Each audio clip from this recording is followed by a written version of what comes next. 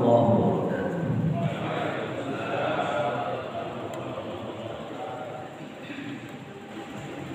Alhamdulillah, Allahumma alim al-ghaibi wa syahada, fatir as-samawati wal ard, rabb kulli syai'in wa malika. Asyhadu an la ilaha illa anta, na'udzu bika min syarri anfusina wa min syarri syaitani wa syirkihi wa an naqtarifa su'an aw ajra bi muslim. Allahumma shalli ala Muhammadin wa ala alihi wa sahbihi ajma'in. Allahumma anfa'na bima 'allamtana wa 'allimna ma yanfa'una. Allahumma inna nas'aluka 'ilman nafi'an wa rizqan thayyiban wa 'amalan mutaqabbalan. Wa qala Nabi sallallahu alaihi wasallam, Rasulullah sallallahu alaihi wasallam bersabda, "Majtama'a qaumin fi baitin min buyutillah." Tidaklah segolongan orang, kata Nabi, duduk-duduk, berkumpul-kumpul, berpetah-petah di masjid. Apa yang mereka lakukan? Yatluna kitab Allah. Mereka berkumpul di masjid baca Quran. Au yatadarasuna, atau mereka mengkaji agama Allah ini.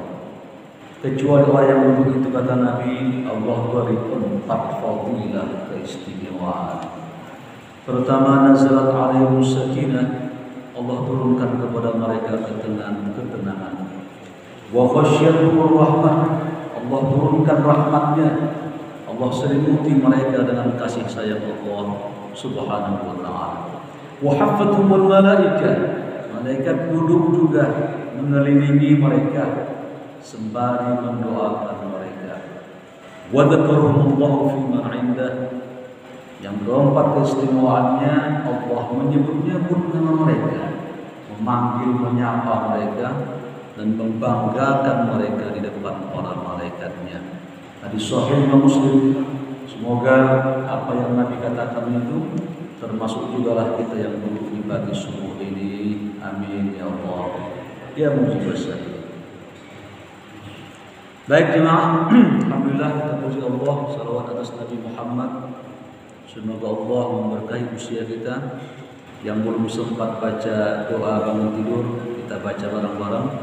Alhamdulillahilladzi ahyana ba'da ma amatana wa ilaihi nusyur. Alhamdulillah, segala puji bagi Allah, ahyana, yang masih memberikan kesempatan kepadaku untuk hadir hidup di dunia ini.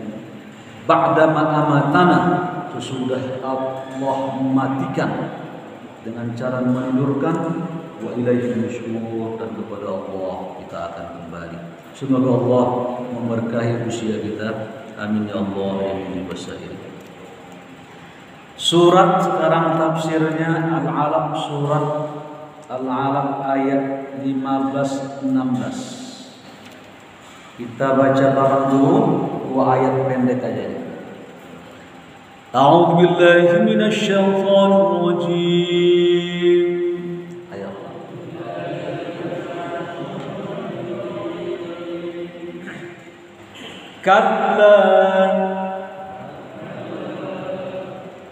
Kalla la illam yantahi lanasfa'an bin nasiyah.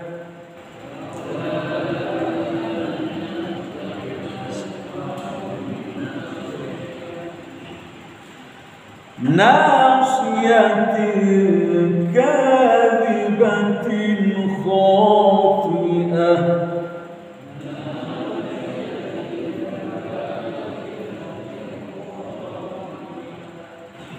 Kita ulang sekali lagi. A'udzu billahi minasy syaithanir rajim.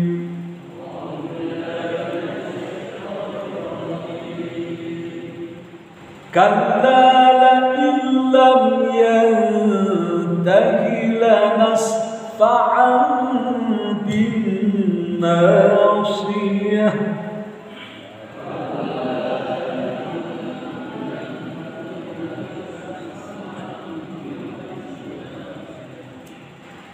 Nasiyatin kadhibatin khafi'ah.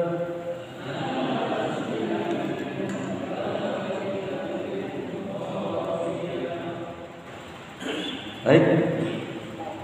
Bacaannya ini kalla la illam yantahi ya. Ikhfa disertai dengan dengung yantahi lanasfa'an itu tanwin ketemu ba, mulutnya jangan ditutup, itlaq. Lanasfa'an bukan ya. Lanasfa'an bin nasiyah. Nasiyah itu ucapkan huruf shadnya dengan fasih. Sebab kalau nasiyah artinya ubun-ubun. Kalau Bapak baca nasiyah artinya apa? Lupa. Kan langsung berubah. Nasiyah bukan nasiyah. Penyebutan huruf qad ada 3 kata ulama tajwid. Depan dha, kanan dha, kiri dha. Yang paling afdal kata ulama tajwid depan dha. Tapi orang paling sulit, orang paling gampang biasa kiri dha. Kata Nabi, ana afsahu bi qira'atil dha. Aku yang paling fasih kata Nabi mengucapkan huruf dha. Jadi kita ke kiri ya. Walau jadi kayak ada walau kalau walad do berarti dal itu ketahuan dari dia merungut itu. Kalau dia dot itu agak sedikit seperti walau kan walad itu jadi dal ya. Walau namanya huruf isti'ala ke atas. Walau dhalim nasiyah. Tadi huruf shad ya. Nasiyah. Jadi kalau sin berdesis, kalau shad bersiul, ular, burung. Ini yang burung. Nasiyah, bukan desis. Nasiyah, bukan nasiyah. Ya, itu perlu diperhatikan itu ya. Bacalah apa adanya. Kebanyakan orang membaca Quran tak dibacanya apa adanya, yang dia baca yang tak ada. Ini kan huruf shad. Kenapa kau baca dari sin? Yang tak ada dibaca nasiyah, nasi. Yang ada di sini shad, bukan sin. Nah itu ya. Terus nasiyati, nasi. Nasi bukan nasiyati. Saya sebentar ya, ini sering dibaca aqimus shalah ya. Ini para imam sering saya dengar, mungkin jadi masukan ya. Siapa aja dah. Itu shimnya jadi double ya. Aqimus sholata diluluki syamsi.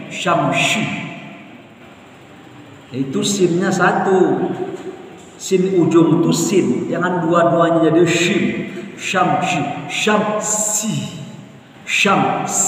bukan syamsi. Saya kira syamsi. Ini masukan ya. Siapa aja pokoknya. Karena ayat itu ayat langganan ya. Semua orang baca. Baik, kita masuk ke dalam. Kalla la illam yantahi. Nah, kita tafsirkan. Kalla itu namanya harfun darab wazzujur. Ya, artinya huruf yang mencegah, melarang, mentameng. Kalla, sekali-kali tidak. Di Quran banyak itu ya. Berarti kalau ada kalimat Quran yang begitu, Pak, berarti itu wazzujur wad-darab. Larangan pencegahannya kencang dibandingkan la adri, saya tak tahu, tapi kalla la adri, sekali-kali aku tidak tahu. Nah, berarti kencang itu ya. Jadi kalla di Quran banyak itu, kalla la illam yantahi kalla innal insana kalla inna kitabal fujjar lafi sijin, banyak kan. Kalla la illam yantahi, sedikit bahasa Arab ya, yang ikut nahwu shorof ya. Ini grammar Pak ya. Setiap lam masuk kepada huruf syarat maka dia beroleh qasam, sumpah. Ya, huruf syarat itu begini. Kalau kau datang, aku pergi. Itu kan sambut menyambut namanya. Ya. Idza ata faraja'a. Itu sambutan itu. In ataka faraja'a. Jika engkau jadi syarat ini lain. Lain. Itu huruf syarat namanya, Pak. Kalau kau begini, aku begini. Nah, asal katanya begini. Kalla illam yantahi. Asal katanya. Dimasukkan lam. Huruf tambahan. Kalla la illam. Berarti ini Allah bersumpah. Ya. Sebentar ya. Bersumpah itu kata Nabi begini ya. Man halafa falyahlif billah. Barang siapa bersumpah, Pak, bersumpah atas nama Allah saja. Makanya kalau ada bersumpah begini salah ya. Demi Allah dan Rasul aku tak ngambil barang. Rasulnya buang. Jangan pakai Rasul. Demi Allah aku tidak ngambil. Itu kadang-kadang demi Allah dan Rasul, demi Allah dan Nabi, ada gitu kan. Nabinya jangan ikut itu. Nah, jelas itu ya. Demi Ka'bah, demi Quran, ya itu. Tidak boleh ya kita bersumpah kepada makhluk. Bersumpah harus kepada Allah Subhanahu wa taala. Kata Nabi, man halafa falyahlif billah. Tapi tiba-tiba Allah mengajari kita bersumpah ini. Wal fajr demi fajar, wasyamsi demi matahari, wal qamar demi bulan, wad duha demi duha. Nabi melarang kita bersumpah, tapi kenapa Allah ngajarin? Alasannya dua itu, Pak. Satu, la tus'alu amma yaf'al wa hum yus'alun. Allah itu apa saja yang dia lakukan, tak ada yang melarang. Siapa melarang Tuhan? Siapa yang melarang perbuatan Tuhan? Enggak ada kan? Fa'alun lima yurid, dia melakukan sekehendaknya. Apa urusan? Urusan mau kumatikan kalian, mau kuhidupkan kalian, ingin kuasai anak itu. Satu. Alasan kedua kata para ulama, jika ada kalimat sumpah di Quran, ya, bukan Allah bersumpah kepada makhluknya, tapi Allah mengajari manusia karena ada sesuatu yang penting pada makhluk itu, sehingga Allah bersumpah buat ngajari makhluknya, bukan buat dia, buat Allah. Makanya wasyamsi demi matahari. Bagaimana matahari itu hebatnya? Dia mempunyai lintah. Apa namanya itu? Lidah. Lidahnya itu sekali sembur di apinya, bus, permukaannya disemburkannya, itu gedenya 50 kali besar bumi. Itu masih di dunia ini, belum di akhirat, belum di neraka ini. Baru api yang tapi panasnya minta ampun ini. Kata Nabi di akhirat nanti matahari ditarik menjadi 2 mil. Sekarang jutaan mil saja kepanasan kita. 2 mil. Pelajaran itu ya. Matahari kemudian membuat apa namanya itu? Memasak fotosintesa ya dalam tanaman-tanaman dan segala macam. Ada vitamin D-nya. Vitamin D itu dibutuhkan dikit-dikit, mobil pakai AC, rumah pakai AC, segala macam. Kurang vitamin D itu, gampang kena virus, berjemur. Dia punya kandungan vitamin D-nya. Ya, beruntunglah orang naik motor itu, keringat keteknya kan, sehat ya. Pas lampu merah panas, jarang lagi ada angin dingin lagi. Pengalaman soalnya. Ya baik,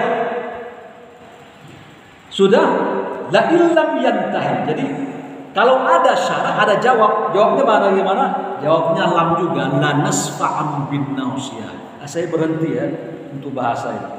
Sampai situ saja penjelasan. Nah, sekarang yang ingin kita sampaikan di sini, Pak, Abu Jahal ini peristiwa kepada siapa ini ceritanya awalnya? Kepada Abu Jahal. Itu dulu ya. Akan tetapi ibrahnya buat kita itu. Maka keluar kaidah al-ibrah bi umumil lafaz la bi khususis sabab. Jika ada sebuah ibrah memang tidak terpaku kepada peristiwa itu, ibrahnya kita ambil. Saya tanya Bapak, yang membuat pembunuhan pertama siapa? Hah? Nah, Qabil ya. Qabil itu. Sudah, maka setiap ada kata Nabi pembunuhan di dunia ini, Qabil dapat jatah dia. Tiba-tiba ada seekor burung menggali-gali dia. Fa'wari sawta akhi, menggali-gali begitu dibunuhnya Habil itu digalinya. Saya bagaimana menaruh jenazah ini, kata Qabil. Saya apakan jenazah adik saya ini? Dilihatnya burung menggaruk-garuk, burung berkelahi berantem, mati salah satunya, digaruk-garuknya ditanamnya temannya. Akhirnya dapat ide dia, apa itu? Lalu dia menanam Habil. Di situ nanti ada larangan tidak boleh membakar jenazah. Orang kafir membakar, kita nggak boleh. Kata Nabi, perlakukan jenazah itu dengan baik, karena sesungguhnya dia, kata Nabi, yash'ur kama fil hayat, dia itu merasakan seperti hidup, Pak. Seperti hidup dirasakannya. Kalau kita membalikkan sembarangan, berasa begitu. Kita tak tahu, Nabi yang masih tahu. Ya, perlakukan jenazah itu dengan baik, dengan sopan, dengan cara dibalik pelan-pelan, gitu. Ya, ngurus jenazah khususnya ya, dengan cara baik. Saya teringat dulu mendiang ibu saya, air panas disiram dari sumur Korea. Saya nggak tahu gitu. Jadi tidak boleh memperlakukan jenazah dengan cara kasar. Baik, kita kembali. Lalu Abu Jahal ini begitu dia membuat kesalahan kepada Nabi, lihat kalimat ini. Jadi metodologinya begini, awalnya diajak dengan cara baik oleh Allah. Kenapa kau ini Abu Jahal, kata Allah. Muhammad sholatnya dia tak mengganggumu. Kenapa engkau cara kasar dengan dia? Di sini kata para ulama nanti ada metodologi dakwah. Bapak kalau cara mengajak orang, cara kasar itu bagian terakhir. Nggak boleh kasar kita berdakwah. Lalu bagaimana? Cara lembut dulu. Cara bicara lembut, sifat santun lembut, tingkah laku lembut. Seorang presiden lewat masuk ke masjid, kena gelap tak kelihatan, ternyata hampir terjatuh itu presiden. Dilihatnya ternyata ada di depan pintu itu orang tidur, kakinya melintang begini. Orang itu bilang, kurang ngajar kau, orang Medan pula itu. Udah matamu kemana? Sang presiden bilang, mataku di sini. Tapi ajudan marah ini. Kurang ajar ini orang ini, tak sopan ini. Nah, wahai presiden, boleh gak pukul dia? Kenapa kau pukul dia? Ya dia kurang ajar sama kamu, sama Anda. Kan dia bertanya tadi, ya dia bilang matamu di mana? Saya bilang mata saya di sini. Kan selesai sudah. Lihat siapa presiden itu? Namanya Khalifah Umar bin Abdul Aziz. Itu ya, maka saya tidak sepakat dengan ucapan umpamanya bansos itu nggak benar. Sepakat saya dengan M. Hairun Najim. Tak ada bantuan pemerintah kepada kita rakyat, tak ada. Kenapa? Karena uang pemerintah dari rakyat diambil itu. Kenapa malah kita yang membantu pemerintah dengan pajak kita ini? Kok malah mereka bantuan sosial? Itu kalimat yang diputar seolah-olah rakyat ini menjadi butuh. Padahal kita yang selalu membantu terhadap pemerintah kita. Ya, baik. Abu Jahal ini berikutnya bagaimana? Lalu baru kasar berikutnya. Begitu tak mempan, inilah cara kasar Allah. Ya, tetap saja dia ingin menginjak kepala Nabi, membenamkan kepala Nabi, mematahkan lehernya, tak mempan. Baru cara kasar itu terakhir. Ya, satu ketika Harun ar-Rasyid datang ke seorang kepadanya. Tuan, aku ingin menasihatimu, tapi dengan cara kasar. Apa kata Harun ar-Rasyid, salah seorang khalifah dari Bani Abbasiyah? Kata dia, saya ini tidak lebih buruk dari Fir'aun, dan kau ini tidak lebih baik daripada Nabi Musa. Akan tetapi Allah berkata kepada Nabi Musa, jika engkau datang kepada Fir'aun yang durhaka itu, yang mengaku menjadi Tuhan itu, yang dia membunuh rakyat Mesir itu, faqula qawlan layyinan, baik, lembut, lain itu halus, lembut, sopan. Jadi ada mat lain ya. Makanya ada namanya mat lain. As-salatu khairun minan naum. Itu mat lain itu. Naumun. Karena engkau wakaf jangan naum. tak lembut lagi dia. Salatu khairum minan naum. Itu namanya mat lain. Tidak terlalu ke atas, tidak terlalu ke bawah. Mat lembut namanya. Makanya faqula qawlan layyinan. Ya. Baik, itu metodologi dakwah. Tak mempan, baru pilihan terakhir. Lalu berikutnya, inilah cara baru Allah kasar kepada Abu Jahal. Abu Jahal, la illam yantahi. Jika engkau tidak mau berhenti dari perbuatanmu menyakiti Nabi ini, ya, lanasfa'am bin nasiyah, akan kutarik ubun-ubunmu ini. Menyakiti, Pak, ya, menyakiti. Jadi menyakiti Nabi tak mungkin sekarang. Jadi menyakiti siapa pengganti Nabi itu? Siapa? Para ulama. Jadi kita nggak boleh menyakiti para ulama. Ya. Kemarin saya khutbah di sana, Bintaro. Pak, di sini ada Kapolda Sulawesi Selatan. Ngomong hati-hati. Dikasih tahu jangan ini, karena saya katanya pernah waktu itu di bulan itu Ramadan ya menjelaskan materi panas kupingnya. Memang gitu, kalau orang punya salah panas dia, kalau nggak punya salah apa urusannya? Ya, nanti akan saya katakan nanti namanya frontal lobe ya. Dah, kenapa itu terjadi? Menghina para ulama itu sama dengan karena begini, karena para ulama itu adalah nabi-nabi kecil. Saya sering sampaikan, nabi-nabi kecil para ulama itu. Makanya kata Nabi, al-ulama warasatul anbiya. Para ulama itu pewaris para nabi. Kalau ada orang suka menghina ulama, maka kata Imam Syafi'i, bersiap-siap dia mati su'ul khatimah. Mati buruk, mati kafir. Ancamannya keras sekali. Ya, ancamannya keras. Ya, kenapa? Karena mereka itu adalah bayang-bayangnya para nabi. Sama job discrimination, jobnya sama, kerjanya sama-sama menyampaikan oleh Allah Subhanahu Wa Taala. Itu ulama yang lurus ya, yang soleh, gitu ya, bukan yang keluar batas daripada frame agama. Baik, sekarang saya bicara. Kenapa ubun-ubun? Nah, sekarang jadi begini. Kalau seandainya si Abu Jahal ini tak berhenti menyakiti Nabi, maka saya akan tarik ubun-ubunnya, kata Allah. Sekarang kita bicara ubun-ubun sekarang. Kenapa ubun? Di Quran yang ubun-ubun ini cuma ada 4 ayat. 2 ayat pada surat Iqra, 1 ayat pada surat Ar-Rahman, 1 ayat dalam surat Hud. Aja tuh. Ya. Sampai Nabi Muhammad berdoa begini. Allahumma inni 'abduk wa ibnu 'abdik wa ibnu amatik nasiyati fi yadayk. Ya Allah, sesungguhnya aku anak hambamu, sesungguhnya aku hambamu, aku anak hamba laki-lakimu, aku anak hamba perempuanmu, ubun-ubunku ada di tanganmu ya Allah. Sampai Nabi berdoa ubun-ubun ini. Nah, ya. Sepenting apa ubun-ubun ini? Baik, kita akan kaji sekarang. Ini nanti kaitan dengan penemu ilmiah ya. Ternyata di otak kita ini ada otak kita besar ya. Nanti otak ini orang mengatakan ubun-ubun itu di mana? Di sini kan. Nah, kata para ilmuwan sebenarnya dia mempunyai 4 posisi.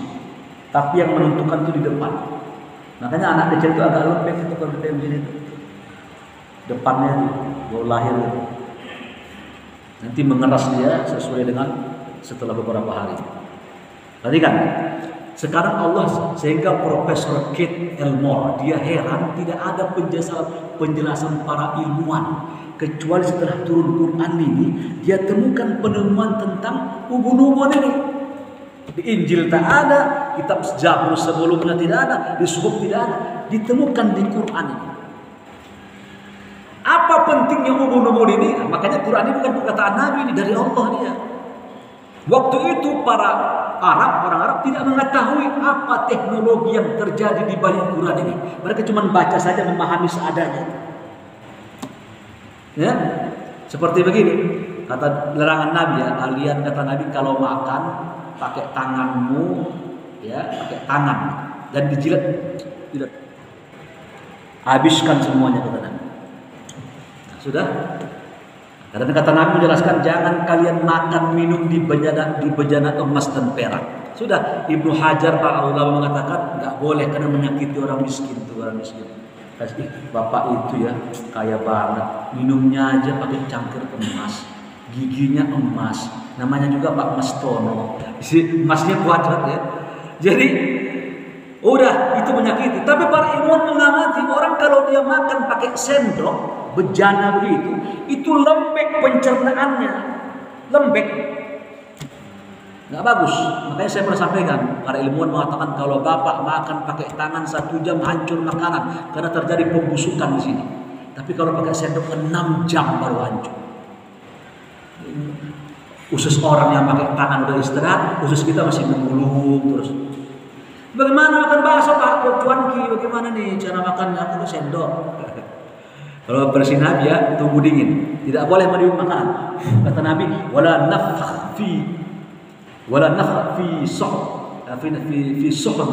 Jangan kalian kata Nabi meniup makanan, karena racun itu, tiupan itu racun, kipas. Dan tunggu kalau dia panas tunggu kata Nabi. Lalu bagaimana? Nabi itu suka minum syurbah. Syurbah itu minuman yang dia itu pakai kuah. Kalau dia bakso ya sudah, tak ada sendok, ambil dia makan, angkat mangkoknya minum. Buruk. Begitu caranya begitu kalau berkuah dia kan. Itu cara minum sehat Nabi. Tahu cara minum Nabi? 2. Pertama, 3 kali teguk. Ya. Setiap teguk mengucapkan alhamdulillah. Ternyata ini cara ini diajarkan oleh Syekh Mutawalli Sya'rawi. Pertama, bismillah. Perlu saya praktekkan ya. Sekalian minum. Ya baru bisa. Haus. Bismillahirrahmanirrahim. Nah. Alhamdulillah. Minum lagi. Bismillah. Alhamdulillah. Sampai 3 kali begitu. Kata Syekh Mutawalli Sya'rawi, tidaklah dia cara minum begitu kecuali setiap air yang jatuh ke perutnya menjadi berkah dan menyehatkan dia, kata Syekh Mutawalli Sya'rawi. Jadi setiap minum alhamdulillah, minum alhamdulillah. Yang kedua caranya minumnya dipangkal saja bismillah, bismillah. Nah, 3 kali, setelah itu baru alhamdulillah. Innallaha yardu ala man yaqul. Sesungguhnya Allah itu ridho, suka, senang. Perhatikan ya.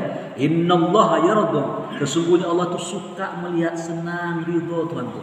Kepada siapa? Setiap orang habis makan minum kata Nabi dia mengucapkan alhamdulillah. Hambaku bersyukur kasih dia. Alhamdulillah. Senang Tuhan itu senang. Kalau Allah sudah senang ya bahagia kita. Ya, baik. Kembali kita kepada ubun. Ternyata ubun-ubun ini Pak, ya, ini adalah yang bertanggung jawab terhadap tingkah laku kita. Semua instruksi itu di ubun-ubun. Di sini instruksinya. Maka dia ini tangannya sebagai serdadu aja nih melakukan, tapi terpikir. Makanya rata-rata orang berbohong itu berada di sini itu. Dia harus menghabiskan waktu kira-kira 10 menit berpikir bohong apa. Tidak seperti orang yang jujur, lepas dia. Di sini berkerut itu. Makanya nanti akan saya sampaikan khati'ah, nasiyatin kadzibatin. Karakter ubun itu suka bohong dan dia suka melakukan kesalahan. Perhatikan ya. Udah. Maka karena ini termasuk niat. Jadi ubun ini Pak, dia kan termasuk tadi sentral. Begini, jadi semua perintah di sini nih. Makanya namanya nanti ada namanya apa namanya itu pasti ada otak intelektual. Nah, di sini maksudnya itu. Kalau keterbelakangan intelektual itu apa itu bahasa utamanya? Bego gitu. Itu bahasa harusnya. Sekarang orang korupsi itu dia punya istilah baru Pak. Lupa saya apa dia cinta kemarin. Dia punya, jangan dikatakan koruptor, ada bahasa yang halus lagi. Netizen para marah. Jangan bilang bahasa katakan maling pencuri dia. Kalau kita kutip punya Pak Rijal Ramli ya, dulu di zaman Pak Harto itu korupsinya teratur dia. Sekarang tidak, persen pribadi udah mengkerut, dana bansos diambil 10.000 kali berapa juta itu. Udah parah sekarang ini kondisi. Ya.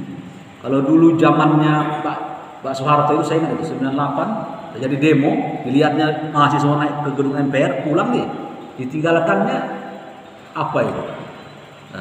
Seminar dia. Sekarang di demo Bapak, di demo sekarang ditangkapin Bapak semua, dipukul ya. Ya, alasannya Covid. Baik, kita kembali ke pangkal. Jadi di sini sentralnya. Makanya begini Pak, kenapa dikatakan al-alaq? Perhatikan ya, ini kan surat al-alaq. Alaq itu kan segumpal apa tadi? Darah. Perhatikan ini ya, karena ketika segumpal darah, jadi ini agak nyambung nanti antara apa hubungannya antara ubun-ubun sama surat ini, namanya surat al-alaq. Kata para ilmuwan, ketika 80 hari itu berapa bulan tuh? 2 bulan? 2 bulan lebih ya. Kalau dia 2 bulan berarti 60 hari. 80 tambah 20. Jadi 2 bulan setengah. Itu kata para ilmuwan, perhatikan ya, yang berfungsi dari daging darah ini, itu hidup dia. Itu 2. Yang pertama kata para ilmuwan adalah daerah kupingnya. Makanya ketika dikasih respon dia, gerak dikit deh. Bergerak dia. Yang kedua, tersentral kepada ubun-ubunnya, langsung menyimpan memori. Makanya anak jika dibacakan, itu ada teori dari Ustaz Hadi Hidayat ya. Anak kecil itu kalau sering dibacakan Quran terus umur 1 tahun penuh sampai 2 tahun, Quran terus dengerin di rumahnya. Nanti setelah itu nanti dia gede pas mau ngomong, nanti baru mulai dia tuh memori itu keluar itu. Dulu saya teringat cerita Pak Yusuf Mansur ya, di ANTP, udahlah ANTP itu lama. Ada seorang anak idiot, tak bisa apa-apa. Setiap hari ayahnya ketika anaknya ya prematur 6 bulan lahir 7 bulan. Apa kerjaan ayah sebelum bekerja? Dia baca Quran selembar di depan bayinya itu pergi kerja kantor dia. Tiap hari begitu dia. 1 tahun anak tak bisa teriak, 2 tahun tak bisa ngomong, udah ketakutan orang tuanya. 3 tahun baru bisa ngomong pun cadel. Begitu dia ngomong ke 3 tahun, itu kalimat Quran yang keluar. Ayahnya tadi itu udah fungsi kan? Jadi tanya kamu kalau nanti gede ya mau kemana? Mau jadi apa? Aku pengen jadi Masjidil Haram kayak Syekh Sudais katanya. Ya, itu ya, itu hidup dia. Nah, baik. Makanya nanti Pak, dari seluruh pencernaan kita itu yang berfungsi pertama kali apa? Kuping ini. Inna sam'ah, sesungguhnya pendengaran. Itu bayi-bayi itu. Saya ingat bayi saya kecil ya, Ammar itu Ammar. Lahir di Bandung dia. Begitu lahir ini Pak azan kan Pak, mau nangis kencang di tempat kaca itu ya. Allahu Akbar, Allahu Akbar. Saya lihat dia itu langsung terdiam begini. Lihat kupingnya kan baru lahir itu beberapa jam itu. Benar Quran itu. Makanya Allah akan bertanya, inna sam'a, sesungguhnya pendengar. Makanya ada perintah mengazankan. Syekh Albani memang mendoaibkan mengazankan bayi ini, tapi Ibnu Hibban, Ibnu Khuzaimah mensahihkannya, dan kata para ilmuwan ada pengaruhnya. Begitu dia lahir masukkan nafas Tuhan itu. Allahu Akbar, Allahu Akbar. Dalam kitab Tarbiyatul Aulad, Syekh Nasir Al-War mengatakan setiap bayi lahir azani sampai pertama kali dia dengar kalimat Allah. Baik. Lalu apa ini? Setiap kebohongan orang jahat. Makanya di Amerika Serikat ada daerah bagian Amerika juga. Itu ada orang penjahat kelas kakap, membuat risih polisi. Tangkap lagi, tapi dia punya cerdas dia. Kayak kalau itu ada orang jago namanya James Bond 770. 007. Ya. Nah, dia punya teknologi canggih ya. Udah? Jadi kenyal betul ini. Lari begini, belut betul ini. Lalu apa terjadi? Mereka membuat undang-undang. Setiap penyamun, perampok, penjahat kelas kakap masukkan ke ruangan. Lalu dioperasi. Apa dioperasi? Diangkat otak ubunnya itu. Karena ini yang merangsang jadi penjahat dia. Dibuang itu. Tingkah lakunya seperti anak-anak dia. Seperti anak-anak setelah diangkat ubun-ubunnya. Ketawa itu ya. Ubun-ubun. Kenapa Allah menjelaskan ubun-ubun ini? Dan Abu Jahal nanti saya tarik ubun-ubunnya. Karena ini yang membuat kesalahan ubun-ubun ini. Ya, itu ya, ditarik ubun-ubunnya karena ubun-ubun ini bertanggung jawab terhadap perilaku dan tingkah laku manusia. Makanya Nabi berdoa kan tadi, Allahumma inni abduk wa ibnu abdik wa ibnu amatik. Apa tuh? Sampai keluar api dah. Mana nih? Aman nih. Aman ya. Baik, itu ya. Taruh di sini ya, kepala pegangnya. Allahumma inni abdu. Enggak usah atau langsung aja langsung. Nasiyati yadai. Nasiyati fi yadai, nasiyati fi yadai, nasiyati Allah beri tangan. Nasiyati fi yadai. Supaya Allah tuntun ini. Ya, jahat. Jadi otak pembohong itu di sini, penipu di sini. Dia menginstruksikan begini, nah, langsung tangannya kemana-mana, langsung dia ngomongnya gitu. Ini makanya kenapa Allah kata apa? Saya akan buat contoh ya. Nanti Pak, begitu orang di kuburan, ya, orang ini akan didudukkan oleh malaikat kata Nabi. Ini hadisnya Sahih Imam Bukhari. Tak usah mirip orang kita bakal mati. Begitu nanti kita masuk kuburan, Pak, kita didudukkan malaikat. Fayak udan, dua malaikat itu kata Nabi mendudukkan kita berhadapan begini. Kata malaikat begini, Marabbuka, siapa Tuhan? Ini si nukar sudah siap cambuknya nih. Jadi nukar nakir ya. Yang nanya itu nukar. Ini yang menghantam ini. Allah. Wa man kuntar rajul. Dan bagaimana pendapatmu tentang pria yang diutus kepadamu? Siapa dia?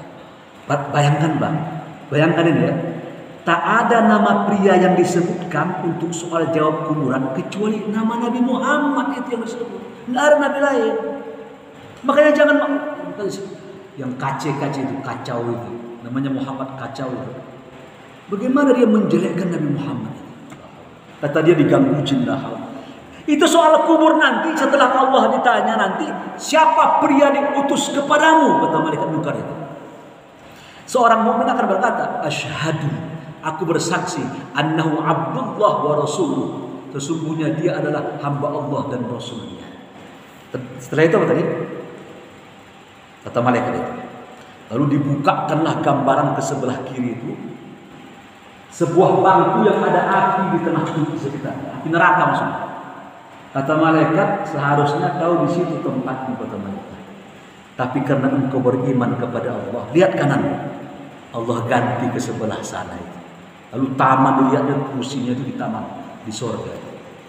Ya Rasulullah, jenazah kita ngomong nanti, ya Allah, aku mohon ke situ. Kata malaikat, diam kau. Kata malaikat, belum saatnya. Tapi sudah dikasih persempat itu, sudah tahu kejahatan kita.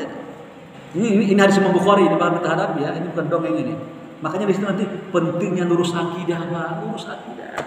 Ya, cari nafkah bagus, cari yang halal, pilih pemimpin yang sesuai Quran, jangan mencong-mencong lah. Nah, saya akan sebutkan yang kedua berikut. Dihadirkan orang yang jahat nanti di kuburan itu. Fayak udah didudukkan dia. Siapa Tuhan? La adri. Aku tidak tahu. Jawaban dia. Wa mar rajul alladhi yub'atsu fi. Siapa pria yang diutus kepadamu? La adri, aku tidak tahu. Wa aqulu madza aqul. Aku cuma mengatakan apa yang orang katakan. Ini Nabi mengatakan yang ditanya ini dua orang ini. Dua karakter. Pertama kata Nabi dia kafir, yang kedua dia munafik. Orang kafir tercabut dari orang musyrik, orang munafik tercabut dari orang Islam. Dia munafik, dia tak diikutkannya Quran tapi rajin sholat dia. Munafik dia. Ketahuan dari WA-nya kalau dia mirip WA itu selalu memojokkan para ulama lah. Tak membela Islam, safnya itu tak mau saf-saf orang-orang yang baik. Kita bisa baca itu. Itu kan kita punya naluri Pak, punya iman kita. Naluri kita ini mengajari kita ini orang ini benar ini. Ini nggak bisa dibohongin ini. Tapi karena pengaruh uang nanti jabatan berubah naluri ini, dikotori sama dia. Pada aslinya naluri itu benar dia jujur. Sudah? Lalu dia dipukul, perhatikan ya. Begitu kata Nabi, diambillah matrakah. Matrakah itu martil palu ya. Palu dari besi baja.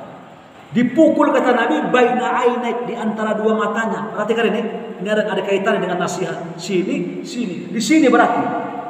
Di daerah umur-umurnya dipukul ini. Begitu dipukul kata Nabi, maka dia masuk ke dalam keadaan menjerit dia, masuk ke bumi dia. Aduh, kata Nabi, semua makhluk mendengarnya. Kecuali dua yang berat tak mendengar. Tsaqalain. Yang pertama yang tak mendengar kata Nabi, siapa itu? Manusia. Yang kedua jin. Kata Nabi apa? Laula, andaikan kata Nabi, manusia mendengar jeritan azab kubur itu, lama untuk kulluhum, seluruh manusia akan mati kata Nabi. Saya ulangi kata Nabi ya, andaikan kita mendengar orang dipukul di kuburan, Pak, bakal mati kita semua karena ketakutan. Kata Nabi, laukan bahaim, andai kata binatang ternak dia mendengar orang di kuburan itu disiksa, maka kalian la ya'khudhu samanu, kalian tidak akan mengambil daging dia dalam keadaan besar tuh sapi itu. Kalian tak bakal bisa makan sapi itu besar gemuk, karena dia akan kurus, tinggal tulang sama kulit aja. Kenapa? Karena ketakutan dia di azab kubur itu.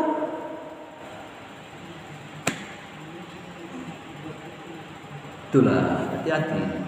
Kita ini bakal meninggal, jangan mencela-mencela. Setelah kita meninggal ini punya nyawa kita ya, Allah cabut masuk kuburan. Tak bisa lagi beramal soleh. Tak bisa bapak merubah, menyesal saja lah di pintu kuburan menangis. Tak bisa, ngapain sudah? Apa mau ngapain? Mau kembali membela para ulama? Tak bisa sudah lagi. Cari nafkah halal tak bisa sudah. Habis selesai. Itulah ya laitani kuntu turaba, ya Allah jadikan aku tanah. Ya laitani qaddamtu li hayati ya Rabb, mohonlah hidupkan aku kembali. Selesai sudah. Itu ya, mengerikan. Nah, baik, itu nasiah. Nasiah itu adalah bagian otak, namanya adalah frontal lobe. Dalam bahasa ilmiah, frontal lobe itu adalah daerah ulun yang dia menginstruksikan dengan tingkat tinggi terhadap semua karakter perbuatan manusia. Di sini, makanya dipukul di sini malaikat karena dia bersalah di sini. Buat salah. Lalu ayat berikutnya, ini belum selesai, tinggal saya sambung sedikit lagi. Nasiyatin kadzibatin khatiyah. Karakter umumnya itu suka kadzibah, suka bohong dia. Khatiyah, suka buat kesalahan dia. Itu karakter umum itu. Jadi jika ada orang, Pak, ngomongnya suka bohong, suka berdusta, kalau bicara tak bisa diterima, ucapannya bohong dia. Mau pejabat, mau presiden, mau orang, berarti itu diperintahkan dari sini tuh. Nanti Allah akan tepuk dia, yu'raful mujrimuna bisimahum fayukhadhu bin nawasi wal aqdam. Nanti ketika dilemparkan ke neraka, ini kepala ini sama kaki, aqdam itu kan kaki, itu dipegang dua-dua begini, ini kepalanya ya. Ini ubur-uburnya, ditekukkan begini, dibuang ke neraka sehingga patah daerah pinggangnya. Ya, mengerikan sekali. Ya, ada 3 nanti akan saya jelaskan insyaallah pada waktu kesempatan lain tentang kenapa ubur-ubur ini bertanggung jawab terhadap tingkah laku kita. Baik, sudah cukup sampai di sini. Nah, ada yang bertanya, saya sekali MC-nya, ada MC-nya. Berapa? Jarang. Bapak kami dulu.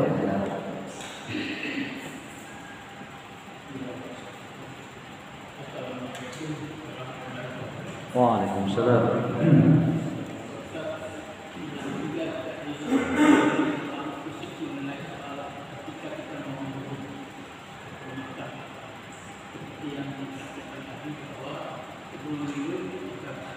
Ya.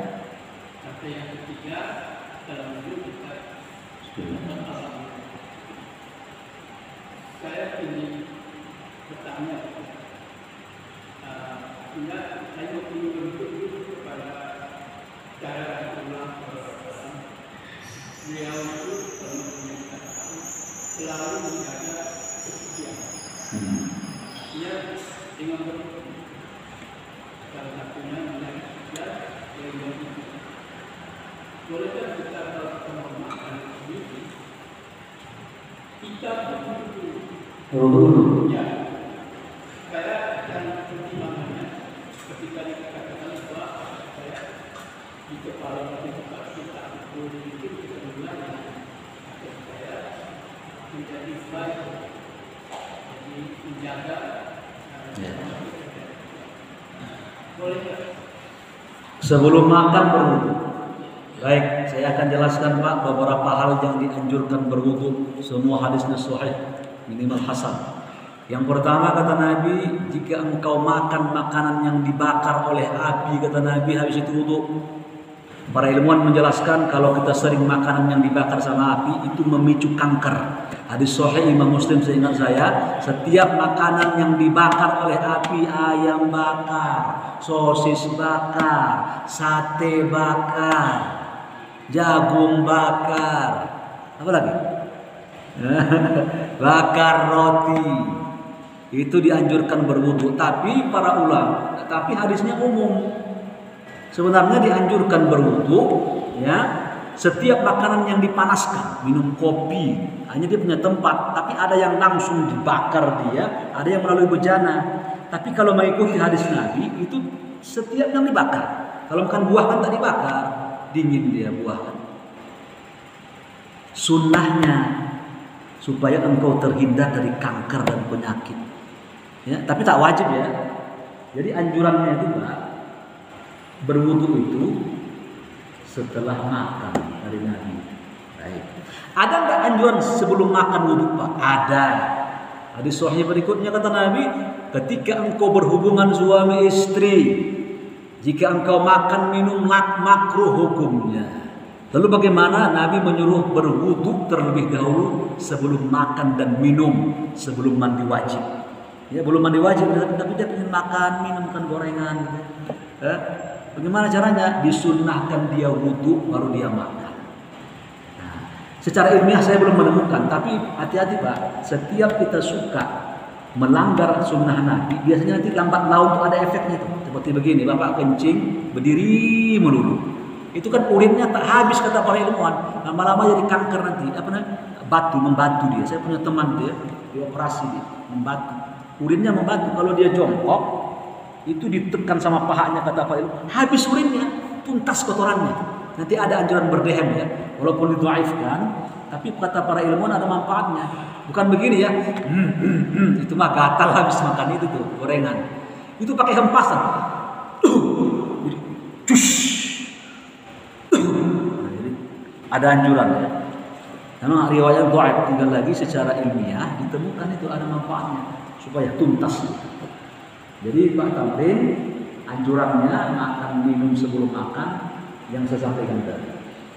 Di samping berwudu nanti kita ingin baca Quran, sholat wajib segala macam. Tapi untuk selain minum, sebelum makan berjunub. Nah, tapi kalau makan-makan biasa, ada anjurannya berwudu? Nggak ada. Yang dianjurkan sesudah. Nah, itu berdasarkan dalil hadis Nabi Muhammad. Wallahu. Kalau bis? Ya. Assalamualaikum warahmatullahi wabarakatuh. Waalaikumsalam. Yaitu baru kali ini kasus penistaan agama dikaitkan dengan konten dakwah Islam. Dimana kalau selama ini membahas ajaran agama Islam, membahas ajaran agama lain, itu bisa dianggap kalau melakukan penistaan agama dan bisa dijerat hukum pasal penghinaan agama. Ya. Benarkah dakwah agama Islam seputar perbandingan agama merupakan penistaan? Benarkah? Benarkah dakwahkan agama Islam seputar perbandingan agama merupakan penistaan? Bukankah di dalam Al-Quran terdapat banyak ayat-ayat yang membahas bantahan terhadap keyakinan umat lain? Ya, itu perkataan siapa itu? Ini sekarang yang itu. Ada perkataan orangnya siapa? Nggak ada. Baik. Penistaan agama ini sebenarnya hal berat nih ya. Saya sudah sampaikan ke Bapak, di zaman Nabi penista agama ini dipancung kepalanya. Tak ada lagi kafarat dia menebus dosanya, tak ada, dimaafkan tak bisa, potong tangan tak bisa, harus dimatikan langsung dia. Di zaman Nabi ya, sudah saya sampaikan dulu ada perempuan hadis Imam Muslim, dia mengejek Nabi, dia punya suami buta. Ya. Dia panas kupingnya, istrinya itu mengejek Nabi, dibunuhnya istrinya itu. Istri sendiri dibunuh. Sampai ke Nabi, wala yuqamu 'alal haddi wala qisas. Nabi Muhammad tak menegakkan qisas dan hak kepada suaminya, bebas. Cocok dibunuh itu. Ya, nah, seharusnya begitu ya. Lalu begini ya, kaitannya apakah kalau kita menjelaskan perbandingan agama, inilah saya bilang pasal 15 KUHP 156 KUHP ayat bunyinya A itu. Ditarik-tarik pasal ini, tak jelas. Bagaimana itu penodaan agama? Ini gak jelas poin-poinnya, sehingga ini menjadi pasal yang semaunya siapa yang ingin menggunakan menjerat orang lain. Makanya saya buat contoh ke Bapak ya. Saya baca ayat laqad kafarul ladzina qalu innallaha tsalitsu tsalasa. Sesungguhnya kafir orang yang mengatakan bahwa Allah itu di antara 3 oknum. Saya kafirkan agama Kristen. Jadi kalau para ulama baca ayat ini semua masuk penjara nih. Oh, menistakan agama dia, mengatakan kafir agama orang. Nah, kalau kita dengar mereka juga mengatakan kita harus selamatkan domba-domba sesat. Sudah dikatakannya kita binatang, sesat pula kita. Enggak marah. Ya. Ini wilayah agama, mengcover.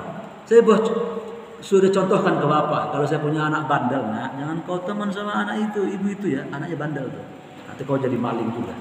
Yang masalah, kenapa dipiralkan? Ini belum selesai, ini KUHP harus diruntutkan dia. Kalau dia menjelaskan agama seperti begini, Yahya Waloni, dia kan mantan Kristen, guru dia pendiri gereja di Papua, dia. Romawi, belajar ya. Dia mengatakan kitab yang dipakai umat Kristen sekarang itu bukan sekedar fiktif, palsu katanya. Ini jangan diranah, jangan dibawa ke ranah hukum. Kalau dibawa ke ranah hukum, mati nanti keilmuan, tradisi keilmuan. Bawa ke ranah mana? Di sidang debat ilmiah dong. Persis seperti Ibu Louis tentang kedokteran itu. Jangan bawa dikit penjara, dikit penjara, tak selesai masalah. Ya, nah, kecuali jika jelas menghina dia. Ya, kayak Kaca itu kan jelas menghina dia di depan medsos, dikatakan secara jelas ya. Dia sudah murtad, dia menghina. Kalau ini kan tidak kajian ini. Yang mensalahnya yang memviralkannya keluar. Ya, ini. Tapi Bapak harus punya maklum dulu. Sudah saya sampaikan minggu lalu. Ini kondisi saat ini lagi jatuh-jatuhnya umat Islam. Ini fase keempat. Sabar. Sabar, Nabi sabar. Sampai ketemu di haud telaga.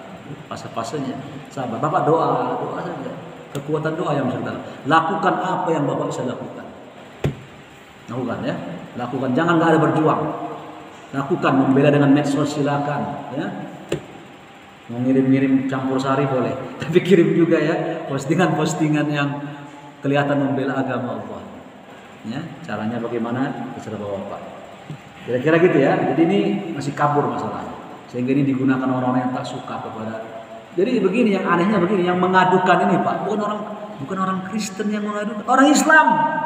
Saya nodain agama orang. Seharusnya orang yang itu mengadukan saya. Kenapa Pak Lubis yang mengaduin saya? Kita kan satu akidah. Jadi kacau-kacau begini sudah dipenantakan. Tak jelas. Yang penting ketangkap karena aku benci sama kau. Inilah kebiasaan. Ya. Nah, itu cukup. Yang apa kita bahas pada hari ini. Mudah-mudahan Bapak mempunyai wawasan untuk menjelaskan apa yang terjadi, tahu kondisi saat ini. Dan ayat tadi ubun-ubun saya bilang, ubun ini suka mengajak kepada keburukan dan ini akan dipukul oleh Allah di akhirat nanti. Maka lurus cara pandang kita, cara beragama kita. Jangan soalnya nanti pertanyaan di kuburan tak bisa dijawab, tentu akan membuat sakit dan sengsara sendirian. Kulluhum atihi yaumil qiyamati farda. Dan di akhirat nanti kata Allah, kalian akan dipanggil satu persatu. Lahir sendiri, mati ke kuburan sendiri, disidang di padang mahsyar dan di kuburan sendiri. Selamatkan barang masing-masing. bawa diri masing-masing. Dengan cara apa? Dengan cara meluruskan keyakinan kita, cara beragama kita ketika kita hidup di dunia saat ini. Demikian, subhanakallahumma wa bihamdika asyhadu an la ilaha illa anta astaghfiruka wa atubu ilaik. Assalamualaikum warahmatullahi wabarakatuh.